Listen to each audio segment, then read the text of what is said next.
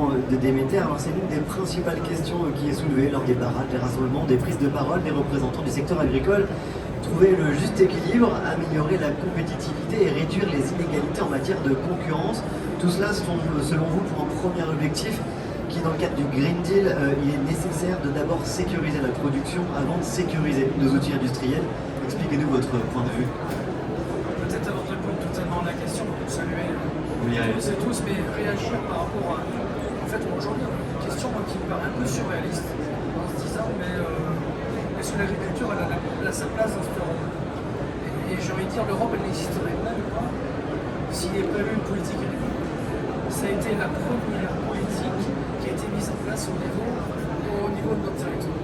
Pourquoi? Parce que nos prédécesseurs, vos prédécesseurs, avaient fait une analyse très rapidement qu'un pays dans la jungle mondiale, un pays seul ne pouvait pas exister, sauf quand on s'appelle la Russie, le Brésil ou les États-Unis. Voilà, je crois qu'il faut remettre des fois de temps en temps l'église un peu au centre des villages et la construction européenne, son ADN, mais je vais dire sa chaîne d'ADN, l'agriculture en est un des maillons principaux. Est-ce qu'elle a suffisamment évolué dans ce cas-là? C'est pas qu'est-ce que le problème n'est pas là? Alors, le problème, c'est qu'est-ce qu'on a fait derrière? Qu'est-ce qu'on a fait de cette politique agricole commune? Politique agricole commune. Politique commune, j'arrive encore dans le sens, est-ce qu'elle est restée totalement agricole?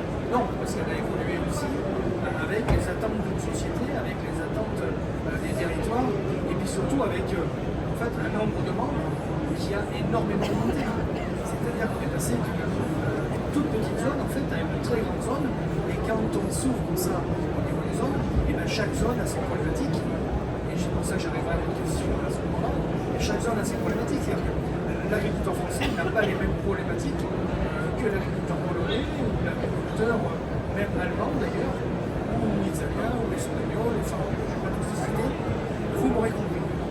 Donc l'enjeu de demain, c'est que l'agriculture, je pense ça a toujours été son rôle et sa mission de répondre en fait aux attentes des consommateurs. On parle de souveraineté alimentaire, on parle de sécurité alimentaire, on ne sait pas trop d'ailleurs comment on différencie les deux termes. On ne peut pas avoir de souveraineté alimentaire sans sécurité alimentaire. Si on n'est pas capable de sécuriser les productions dans les champs, on a beaucoup de chance d'avoir une souveraineté alimentaire.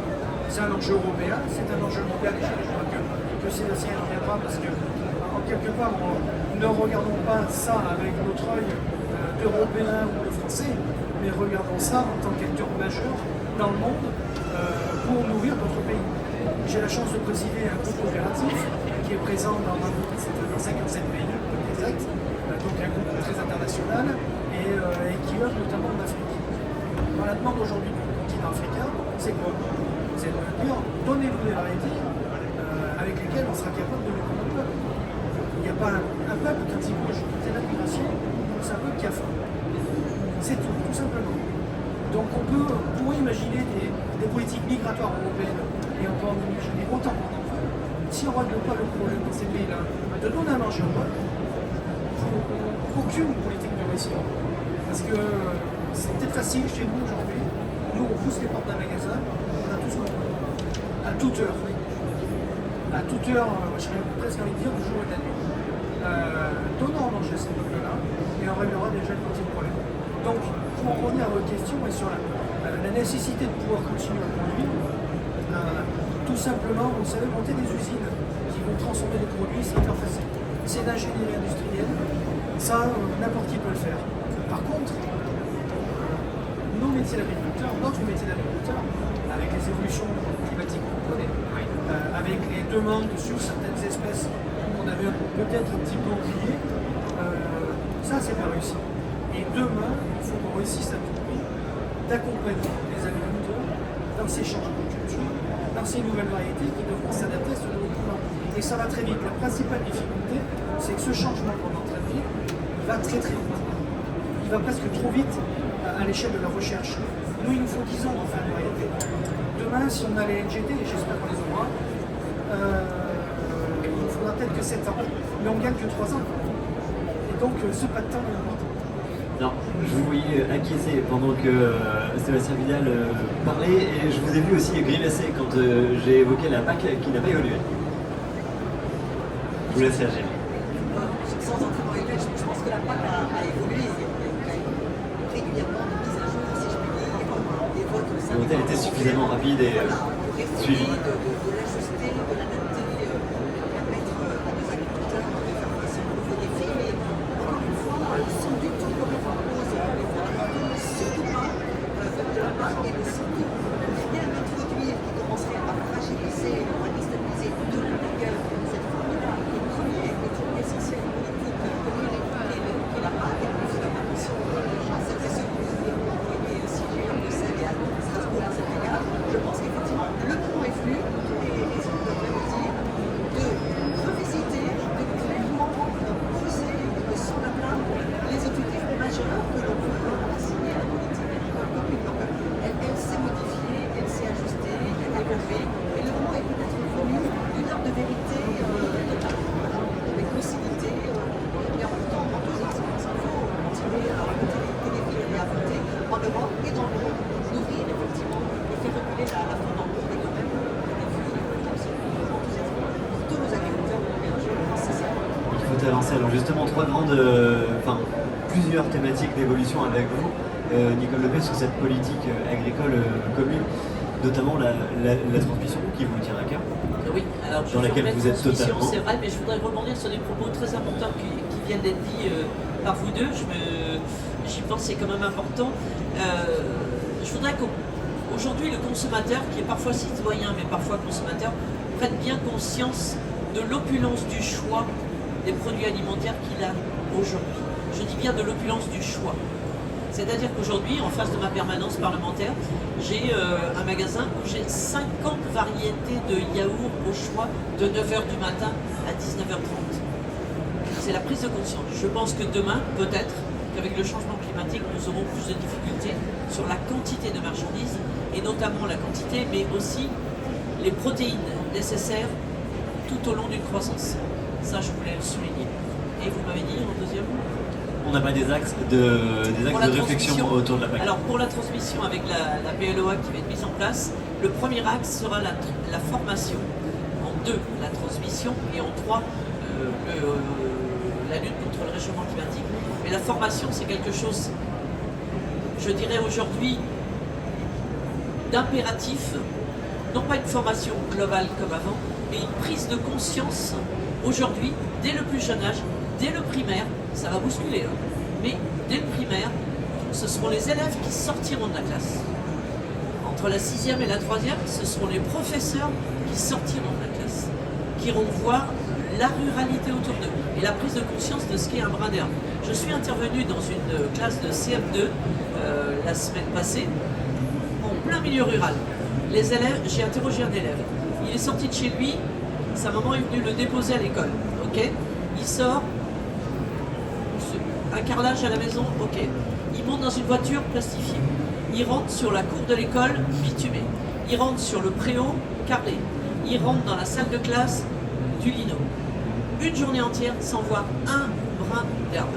Ça veut dire que la prise de conscience de la notion d'herbe et de photosynthèse est complètement passée à côté. Donc quelque part, il y a cette revalorisation qui va la faire rapidement. Dans la PLOA, on a 10 ans pour le mesurer. 10 ans. On a des stages de seconde là, qui arrivent en juin, on ne sait pas quoi en faire, c'est la piste finalement, Voilà. Non, on va les envoyer. Je vais peut-être passer la parole à quelqu'un d'autre. Ça nous amène du coup à notre troisième et dernière étape de ce débat, justement une transition de l'agriculture à la fois écologique, durable, sociale, économique, alors qui se passerait de manière sereine et pérenne. Alors c'est logique, c'est peut-être même un peu utopiste, mais est-ce que c'est réalisable? Avec quel plan d'action finalement? Quelles sont les conditions pour une transition réussie et surtout pour qu'on atteigne cette fameuse souveraineté et sécurité alimentaire? Hervé Leprince, directeur fondateur de Lucent, les consommateurs, vous l'évoquiez, semblent conscients de la nécessaire souveraineté alimentaire et semblent également demandeurs de sécurité alimentaire. Pourtant, les controverses sont de plus en plus fréquentes et de plus en plus violentes, au point de décourager ces futurs agriculteurs et les entreprises alimentaires. Alors, la production agricole française en est elle-même affaiblie. Comment est-ce que vous expliquez, vous, ce paradoxe? Alors, mesdames les députés, vous avez pris un mot tout à l'heure, audace, sens. Moi, mon mot, c'est schizophrénie. Mon job, c'est de gérer des crises. J'ai géré une cinquantaine de crises agroalimentaires et agricoles depuis une vingtaine d'années dans le Grand Ouest de la France. Ce que je constate aujourd'hui, c'est qu'il est quasi impossible, sans contestation d'un activisme alimentaire, d'installer une usine Bridor à Liffré, d'installer le Gate des Corrigans qui vient juste d'avoir son arrêté pour passer de 147 rues à 197 rues. Systématiquement, nous avons une opposition. Nous sommes en démocratie, on a le droit de s'opposer. Pour autant, la schizophrénie, c'est à l'échelle de l'Europe, à l'échelle de la France, peut-on prétendre à une souveraineté alimentaire, comme ça a été dit tout à l'heure, et qu'il y ait sur le terrain une opposition systématique d'une quinzaine de personnes qui bloquent des projets nourriciers pour la France. Donc la question se pose, une autre illustration de cette schizophrénie, avec le collectif Les Omnivores, nous avons fait un sondage il y a 1 an, c'était post-guerre en Ukraine, pendant la guerre en Ukraine, on voulait savoir si les Français étaient conscients de ce terme de souveraineté alimentaire. 2 chiffres, 54% des Français dans ce sondage nous disent que, selon eux, la France n'a plus les capacités de nourrir sa population. Un autre chiffre, 92% des Français pensent que la production alimentaire est un secteur stratégique à protéger. Donc, cette schizophrénie, c'est, avons-nous la volonté réelle, merci mesdames de soutenir cette politique au niveau France et au niveau de l'Europe, mais il va falloir à un moment regarder les choses en face. Vous le dites, on oppose systématiquement du coup l'agriculteur. On a également du coup des personnalités, enfin, des personnes qui veulent s'installer. Dans quel contexte, comment remotiver finalement ces troupes? Je pose la question à chacun de vous dans vos domaines respectifs, que ce soit par l'illustration, par la visibilité, que ce soit par le débat et par les actions politiques, que ce soit aussi par l'industrie, l'innovation. Comment est-ce qu'on remotive les troupes? Comment est-ce qu'on intéresse les jeunes pour reprendre, pour transmettre, pour récupérer? Je vais juste un autre mot. Le mot qui monte pour moi, c'est le mot découragement. Quand on est jeune agriculteur, quand on est agriculteur installé, que l'on veut s'étendre, quand on est entrepreneur alimentaire, que l'on veut ouvrir une usine, que ce soit des Français qui ouvrent une usine de brioche, que ce soit des Norvégiens qui veulent ouvrir un site de production de saumon, aujourd'hui on ne peut plus le faire. Le mot qui monte pour moi, c'est découragement. Et ce que soulevait justement Nicole Lepay, c'est quelle profession accepterait aujourd'hui finalement de travailler pour cette reconnaissance, pour cette stabilité et pour ce contexte que propose actuellement le monde de l'agriculture? Écoutez, j'étais obligée de prendre position et de créer donc, ce qu'on appelle une proposition de loi, une PPL, une proposition de loi qui va s'appeler troubles anormaux de voisinage. Parce qu'aujourd'hui, j'ai eu la réflexion depuis le mois de juillet et août, et rappelez-vous le mauvais temps qu'il y avait malheureusement au mois de juillet, donc la moisson s'est faite sur 3-4 jours au mois d'août, et j'ai vu des petites communes rurales avoir énormément de remontées, notamment dans les mairies, parce que les moissonneuses-batteuses aujourd'hui faisaient trop de bruit, et donc il y avait des dépôts de plainte sans arrêt. Donc c'est cette acceptabilité de l'ensemble de la société qui est compliquée à prendre en compte aujourd'hui. Donc j'ai dû m'accrocher et prendre cette PPL entre mes bras, mais croyez-moi, j'aurais besoin d'aide, parce que vous avez toujours des gens à vous passer des coups de serpe là où il faut. Hein. Nous sommes dans un monde de carnivores, je dis bien. Et donc cette proposition de loi, je l'ai donc déposée au niveau de l'Assemblée nationale, je l'ai défendue dernièrement au niveau du Sénat, et elle doit passer avant la fin de l'été, avant l'été, donc au niveau de l'Assemblée nationale. Mais croyez-moi que c'est un combat quotidien pour aujourd'hui accepter l'histoire d'un paysage avant que vous arriviez à devenir propriétaire d'un terrain, d'une maison. Il y avait une histoire avant vous. Voilà, je le respecte. C'est aussi juste discuter, Sébastien Vidal. Pour réagir par rapport notamment à votre question en disant mais comment est-ce que demain on intéresse de nouveau ces jeunes? Comment on remotive les troupes? Comment on les remotive? Moi j'ai envie de vous dire une chose, c'est que je suis allé en tant qu'agriculteur bien sûr sur les barrages sur mon département, et je le revendique assez fièrement, mais là où j'ai été très fier, j'ai eu aussi des fonctions au sein des jeunes agriculteurs il y a quelques années, non, mais en tout cas, là où j'ai été très agréablement surpris, c'est qu'on a encore des jeunes. Ces jeunes-là, il faut peut-être aussi se tourner vers eux avec des discours un petit peu plus positifs. 85% des Français aiment leurs agriculteurs. Non mais quelle profession à ce niveau-là? On est aimé aujourd'hui de la population. Le problème, c'est qu'on est dans un pays où on laisse presque plus la parole aux extrêmes minorités qui ne représentent pas du tout d'ailleurs la société. Et donc, on a l'impression que la société réfléchit et raisonne comme ça. Non, pas du tout. C'est-à-dire que le français moyen que nous sommes aime notre profession. Donc déjà, aider ces jeunes à faire comprendre qu'ils ne sont pas détestés.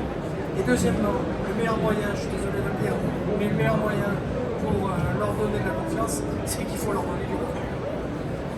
Du revenu et aussi finalement accepter qu'il va y avoir une nouvelle façon de faire son métier demain, de le construire de manière peut-être plus hybride, de ne pas être seulement agriculteur, de ne pas être agriculteur comme nos parents l'étaient, comme nos grands-parents l'étaient. Mais cette évolution-là, ça fait partie de notre métier. Nous, on vit dans un milieu avec un climat, un sol, et voilà, du vivant, et puis une activité économique autour de nous. Donc c'est notre quotidien, ça. Donc même ça, je ne crois pas que ça nous fasse pas peur. En tout cas, ça ne fait pas peur. C'est pour ça d'ailleurs qu'on met autant d'argent sur la recherche et l'innovation, c'est qu'on est là pour accompagner les choses. Mais notre modèle, il ne change pas tant que ça. Parce que oui, quand on dit ça à un jeune, il faudra peut-être faire différent. Vous savez, en même temps, quand on dit qu'il faudra faire différent, peut-être que c'est ça aussi qui fait peur. En fait, il ne faut pas le faire. Ça ne sera pas si différent que ce que moi j'ai vécu quand je suis installé, tout simplement. Nicolas Pay, on évoquait justement ensemble cette question des finances, des revenus forcément pour les agriculteurs, mais c'est pas finalement non plus le seul problème ou le seul frein qui peut s'opposer à une installation, à une transmission. Alors, déjà, moi je suis optimiste pour l'avenir parce que je vois arriver une nouvelle génération qui n'est pas toujours issue du milieu agricole, et pourquoi pas, donc avec d'autres défis, avec d'autres exigences. Moi je viens de transmettre à une jeune femme qui a des exigences bien plus élevées que moi, et tant mieux, qui est prêt à affronter, avoir le défi de faire des heures de travail, mais quelque part en face une rémunération, qui a une vie sociale, une vie sociétale, une exigence financière aussi, mais derrière du revenu. Donc quelque part, il y a un engagement aujourd'hui avec une nouvelle population qui arrive, je dirais, plus diplômée. Moi j'ai transmis à quelqu'un qui a bac plus 5, mais qui a dû refaire une formation en complément, parce qu'on travaille sur du vivant, et tout n'est pas intégré au départ. Parce qu'on était dans le marketing avant, alors vous voyez un petit peu. Et j'ai un gendre qui arrive sur l'exploitation et qui était cadre dans une entreprise de TP. Donc, ils ont pris conscience de la qualité de vie, de la quiétude, je dis bien de la quiétude que nous avons sur nos territoires, qui fait que demain, ils sont capables aussi de relever ce challenge, quitte à peut-être gagner un peu moins sa vie que dans d'autres structures, mais d'avoir la responsabilité. Mais pour d'autres contreparties. Pour d'autres contreparties. Et un investissement physique conséquent, un investissement financier conséquent, un investissement social parce que des salariés, et un investissement sociétal avec une acceptabilité autour de nous, de la société. Vous n'avez plus le droit de faire n'importe quoi, et c'est tant mieux. Mais il y va d'un investissement assez conséquent. Dernière question avant de conclure. Pour vous, Anne-Marie Kémaner, Sébastien Vidal nous dit qu'il est optimiste et qu'il faut être optimiste et que les jeunes finalement le sont aussi. Est-ce que vous le sentez, cet optimisme sur vos salons? Alors on le sentait, et surtout ce qu'on a voulu faire nous au SPAS, c'est de leur donner la parole finalement aux jeunes. Et donc on avait créé il y a 2 ans en fait un espace jeune et pour justement les entendre en fait, ne pas leur dire voilà comment sera votre métier demain. Et en fait les 2 enseignements principaux, vraiment les messages qu'ils nous ont adressés, c'était oui, on est extrêmement motivés, on veut par exemple s'installer en tant qu'éleveur laitier, même si on connaît les contraintes, etc. Mais on ne fera pas notre métier comme l'ont fait nos parents. Et finalement, en écoutant aussi en parallèle un responsable professionnel qui a exercé pendant de nombreuses années, il me disait mais je connais aucune génération d'agriculteurs qui a fait exactement ce qu'ont fait ses parents. Donc c'est une évolution naturelle. Il faut les accompagner et nos salons sont une formidable vitrine aussi justement pour attirer les jeunes, pour les motiver.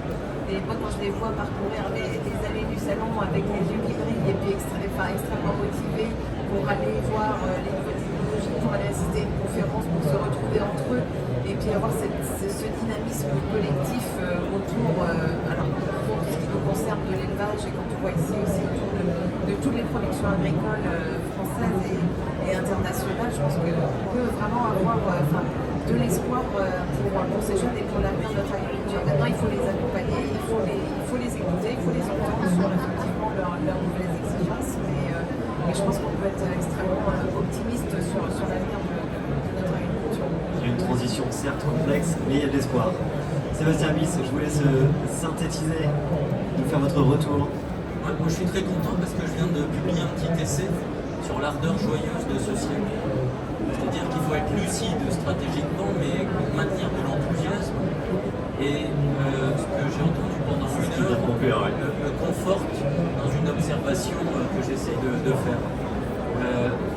Finalement, si on résume, tout le monde aujourd'hui, presque, a bien conscience que la pause stratégique en Europe, c'est derrière nous. L'Europe doit se remettre à bosser. L'Europe doit comprendre que dans le monde, elle a peut-être souvent raison, mais souvent toute seule. Donc ça veut dire que l'Europe, elle a et des responsabilités domicile et des enjeux mondiaux à regarder et des questions à se poser sur c'est quoi l'essentiel. Dans cet essentiel, il faut qu'on soit très clair au niveau européen parce que c'est la réalité mondiale. Il faut à la fois avoir cette ambition climatique et de neutralité carbone et donc faire de la décroissance d'émissions carbone, mais il faut qu'en parallèle on fasse de la croissance de sécurité humaine, dont la sécurité alimentaire, de la croissance de développement humain, par l'agriculture, par les territoires, par les ruralités, par la vivification que permet l'alimentation. Et on doit faire aussi de la croissance de la santé humaine, par l'alimentation, par une agriculture qui plus que jamais sera capable de proposer des produits qui donnent de la santé, qui augmentent l'espérance de vie en bonne santé. Donc ça c'est très important. Premier point, l'Europe des 30 glandeuses, c'est fini, on doit se remettre à bosser, à être lucide, et les mondes agricoles sont en phase avancée. C'est-à-dire qu'ils vont expliquer à beaucoup d'autres citoyens ou secteurs d'activité que dans un monde complexe où il faut avoir de la transversalité, s'il y a bien un métier qui fait 10 métiers par jour, qui doit penser économie, culture, nature, écologie, commerce, plein de choses, c'est le secteur agricole. Moi je crois qu'il est en phase avancée par rapport au monde de demain. Premier point. La deuxième chose que je comprends de tout ce qui vient d'être dit, c'est qu'en fait il faut combiner des échelles géographiques. C'est-à-dire que ça ne sert à rien de dire l'Europe c'est un paradis dans le monde et puis si le monde va mal, l'Europe, pas grave, il n'y aura pas de conséquences. Il y a un sujet mondial, il y a un sujet européen, il faut avoir une vue globale, premier point. Au niveau européen, il est clair que dans le monde d'aujourd'hui et de demain, moins d'Europe, c'est plus de risques, à tous les niveaux, y compris d'un point de vue agricole et alimentaire. Et ce qu'a permis l'Europe sur 70 ans, c'est que le consommateur, il est des volumes, de la qualité et de la diversité, de jour comme de nuit. Et en plus, et je vais y revenir avec des contradictions, voire de la schizophrénie. Donc, les échelles régionales, ça veut dire qu'il faut être très clair sur les échelles régionales. Si vous n'êtes pas bon à domicile, vous êtes bon nulle part. C'est d'abord en étant bon sur son exploitation que vous rayonnez sur le territoire. C'est parce que vous êtes bon dans une région que vous contribuez à ce que le pays est capable de faire d'un point de vue performance agricole alimentaire. Et si vous êtes bon dans plusieurs pays européens d'un point de vue agricole alimentaire, vous êtes bon au niveau européen. Donc l'échelle et les combinatoires, et je voudrais insister vraiment là-dessus parce qu'il y a un petit point qui m'est cher, c'est de parler de souveraineté solidaire. Il faut être dans la solidarité climatique à long terme et la solidarité économique de celles et ceux qui nous nourrissent pour nous embarquer dans ces transitions. Il y a de la solidarité aussi régionale, interrégionale, internationale qu'il faut vraiment avoir en tête. J'ajouterai un petit pas de côté, n'oublions pas aussi la pêche, parce que les consommateurs du monde entier, d'Europe et de France, mangent parfois des produits de la mer, et je trouve qu'on devrait de temps en temps combiner les échelles de la mer et de la terre, parce que dans la sécurité alimentaire, comme il va falloir du volume, n'oublions pas le sujet aquaculture, le sujet pêche, qui est un vrai sujet. Troisième point, très important me semble-t-il, c'est l'échelle de souveraineté solidaire dans cette performance agricole et alimentaire. C'est quand même aberrant qu'aujourd'hui, on se pose encore la question des concurrences ou manque de lien logique entre l'amont agricole, celles et ceux qui produisent, celles et ceux qui transforment, celles et ceux qui transportent, celles et ceux qui commercialisent et distribuent, et on fait des guéguerres, alors que dans cette complexité-là, on voit bien que tout le monde devrait travailler ensemble, avec une règle de base, chacun son job. Donc confiance collective, chacun sa responsabilité. Le drame qui se joue aujourd'hui, c'est peut-être que tout le monde veut tout faire. Il faut se faire confiance. S'il n'y a pas de confiance, tout le monde essaye de faire les métiers de l'autre et tout le monde juge le métier de l'autre. C'est pour ça qu'il faut avoir du respect pour les agriculteurs, c'est eux leur job et chacun sa responsabilité. Et quatrième commentaire, évidemment, la souveraineté solidaire, c'est le citoyen qui est cohérent. Vous ne pouvez pas défendre des valeurs et pas être cohérent avec vos dépenses. Ça veut dire que dans le monde de demain, l'alimentation qui sera peut-être plus chère, parce qu'il y a de la greenflation qu'il ne faut pas sous-estimer, parce qu'il y a des incertitudes sur est-ce qu'on va avoir plus de volume demain, rien n'est dit. À un moment donné, l'alimentation, si elle sécurise, si elle va chercher de la soutenabilité et si elle augmente la santé et l'espérance de vie en bonne santé, l'alimentation, elle doit avoir un prix. Ça fait 2 ans que je dis que l'inflation alimentaire est une fantastique nouvelle. Évidemment, ça pose des questions sociales, de pouvoir d'achat, c'est le registre d'après. Mais si on ne donne pas de la valeur à ce qui est vital, essentiel et universel, le citoyen peut raconter beaucoup d'histoires, mais il n'est pas cohérent avec ce qu'il raconte.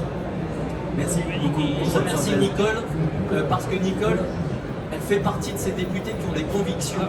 Et dans le monde d'aujourd'hui, je reste convaincu qu'il faut avoir des convictions fortes et aucune certitude, parce que le monde bouge. Nicole, elle a une conviction, c'est que l'agriculture en France, c'est important, et que l'Europe apporte des solutions. Et je pense que les messages qu'elle porte depuis longtemps, dans le contexte actuel, ça permet de prendre un peu de hauteur. Nicole, justement, 2 minutes 30 pour conclure. Allez, 3 minutes, on est dans les temps. Déjà, merci pour vos propos et je dirais plus pour la richesse de vos propos, parce qu'ils sont différents, mais on a besoin de cette complémentarité et je te rejoins là-dessus. Moi, j'ai entendu des mots clés aujourd'hui. J'ai entendu le salon, terre et mer. Tu as parlé de la terre et mer, c'est vrai. Quand on voit la longueur des côtes de nos côtes en France, on pourrait travailler autrement, certainement. Et aussi, j'ai entendu la notion des emplois induits. N'oublions pas qu'il y a une agriculture à côté, des outils de transformation exceptionnels qui font la valeur, cette valeur ajoutée que l'on exporte. Et quand je vois des pays d'Extrême-Orient ou d'ailleurs qui viennent chez nous, ou africains, venir voir comment on a réussi à conjuguer production, transformation et qualité et traçabilité et l'étiquetage qui va avec, je dis cocorico. Mais ça, on ne sait pas le dire. Parce qu'en France, on a aussi cette habitude de vivons bien, vivons cachés. Et ça, c'est fini avec la société. Nous sommes 8 milliards d'habitants, nous avons le vent en poupe en Europe, et sachons conjuguer tous ces éléments. Je voulais revenir aussi sur la confiance collective. C'est très important. Chacun a des compétences sur un territoire. Apprenons à ne pas se défier l'un et l'autre et apprenons à avoir les compétences, 1, de l'agriculteur du coin, 2, de l'entreprise de transformation à côté, 3, du transporteur qui va bien à côté, 4, du consommateur, etc. Donc sachons construire, je dirais, des lieux demain de vie pérenne et de structuration des territoires, tout simplement, plutôt que d'aller emboliser les grandes villes. Enfin, la cohérence, je l'ai dit à travers, je l'ai entendu aussi tout à l'heure, c'est très important. Moi, j'aurais qu'un mot, il va être simple, c'est toi qui l'as dit finalement pour finir, être bon à domicile. Savoir jouer à domicile et être bon à domicile. Moi qui suis épouse de footballeur, ça me va bien, et maman de footballeur, être bon à domicile. Et je crois que quand on a compris ça, quel que soit le métier, ce sont les valeurs fondamentales de base. Et je dirais le plus grand défi pour moi, pour l'Europe, la France et l'Europe demain, c'est la démographie agricole. Voilà. Merci. Nicole Lebet, députée de la 3e circonscription, il est midi. Merci à vous aussi. Seth, merci à vous de nous avoir écoutés. 2 intervenants sont à votre disposition, me semble-t-il, pour une petite demi-heure, c'est ça? Merci à vous. Bonne fin de journée. Merci.